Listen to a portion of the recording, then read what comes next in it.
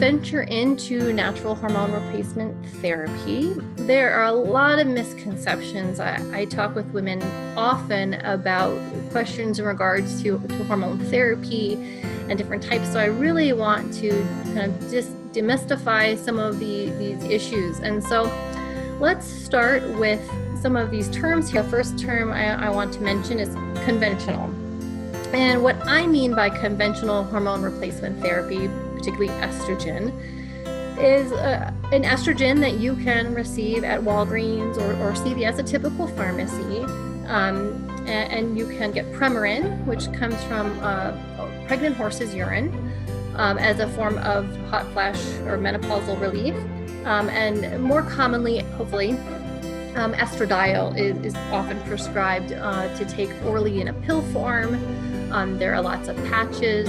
Vibeldot is an example of that, where the estrogen is released through the skin to be absorbed in that fashion. So that's what the term conventional means. Then we have bioidentical. And bioidentical, the term is used rather loosely, and so again, I want to clear some of that up. Bioidentical, the thought process behind this term is that we're taking hormones that look identical to the body. And so if we take something that looks more identical to the body, then we feel that there are going to be more similar reactions, less foreign, to have benefits with limiting side effects to that.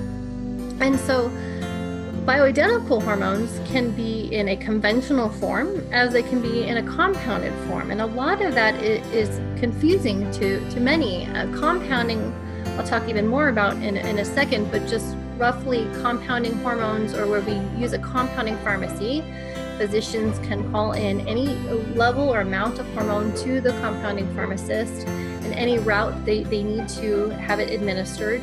And so there's a lot of uniqueness to using that. The conventional source of hormone therapy is very specific. We've got 3 doses, not a lot of variety. And even, I'd say, a greater distinction between a conventional and compounding is the use of the different types of estrogens. So I mentioned estradiol is can be a conventional form and a bioidentical form. But what makes, I'd say, again, compounding more unique is the combination of estradiol and estriol. Now, when you get a conventional estrogen, you're never going to see estriol combined with it, and that's a negative, in my opinion. And the reason for that is that these estrogens, estradiol, estriol, and estrone, are all produced by the female body, and they all have different actions. So we have different estrogen receptors all over, and when the estrogen binds to it, it has an effect. And so to further break it down, for hopefully to clarify my point here, is that beta receptors and alpha receptors are the most well-known estrogen receptors that we have in the body. And beta receptors are specific to benefits with anti-inflammation. It helps protect the brain and its function, and it can reduce breast, colon, and ovarian cancer risk.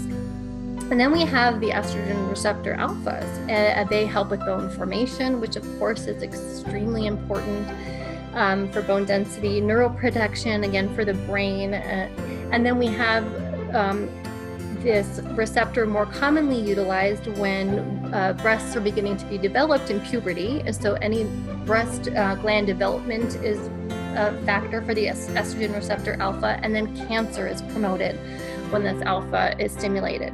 So estradiol binds to both beta and alpha, receptors, and so it does a little bit of both, where the estriol binds to primarily the beta receptors, which have reduced those risks for breast, colon, and ovarian cancer. So really, if we're talking about diving into hormone therapy and as a potential use, we really want to do a bioidentical compounded version of estradiol and estriol, and that's the benefit of a compounding hormone, because of the greater benefits with the combination.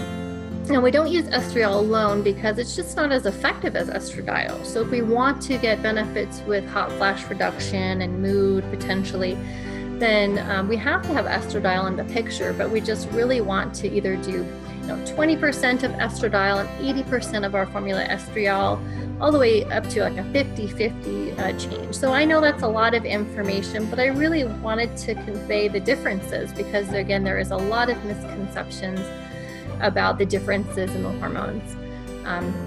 So hopefully that gives you more information, probably more than you ever needed.